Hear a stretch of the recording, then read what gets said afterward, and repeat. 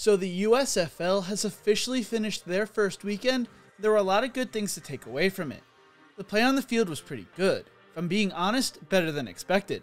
The Birmingham fans showed out for their hometown team, and the television product was pretty entertaining. With that being said, there are 5 problems the league is going to need to figure out a solution for sooner rather than later. The biggest issue and the hardest problem to solve is how the USFL is going to fill the stadium when the Birmingham Stallions aren't playing in the game.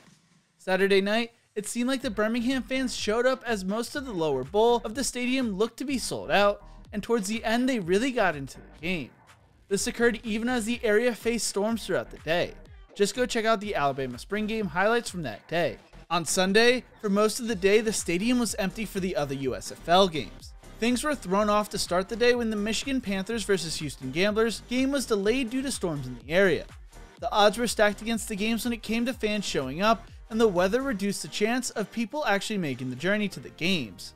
It also happened to be on Easter Sunday, so fans in the area may have decided to stay home to spend time with their families rather than go to football games.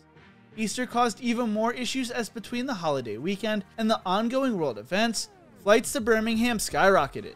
I debated about flying down for the weekend with a friend. When I originally thought of the idea, flights were just under $200. When I went to go book the flight a few weeks later, flights to Birmingham had skyrocketed to over $1,000 with multiple layovers. For me, even as a content creator that covers the USFL, I could not justify that flight price, and I can't be the only one who had to deal with that issue.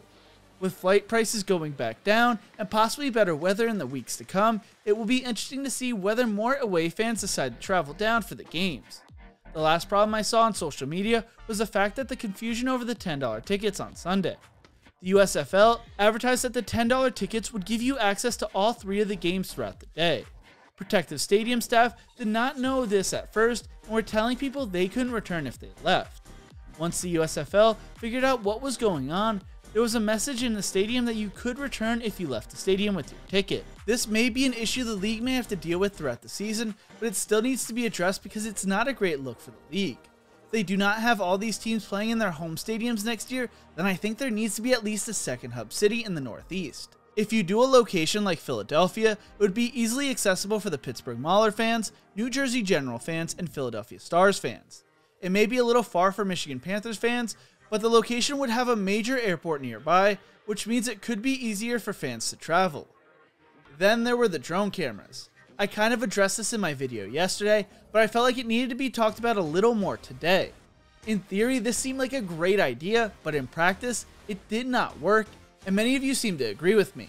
It makes it hard to track the ball, especially on special teams.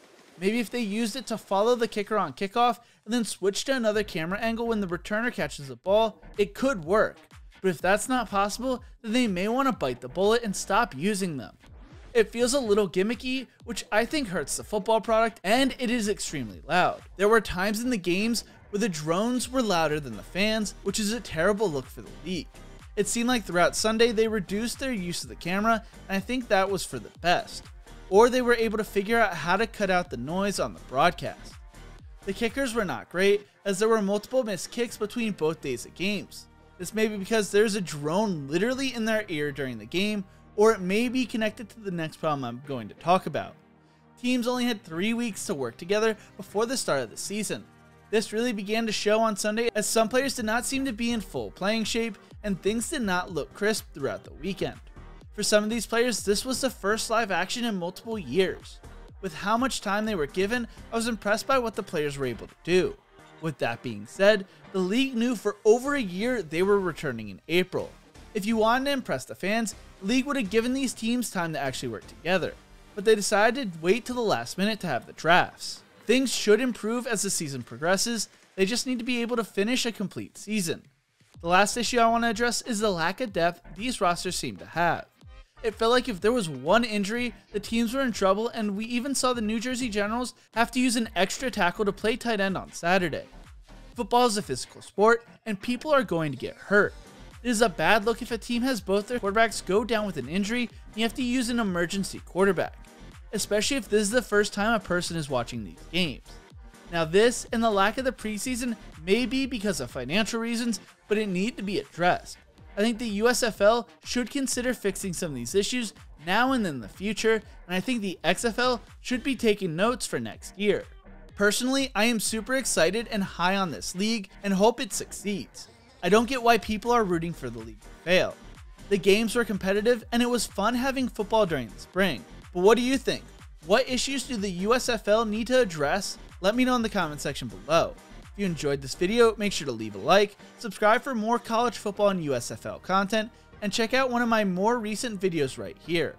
Thank you so much for watching, and as always, remember to embrace the grind.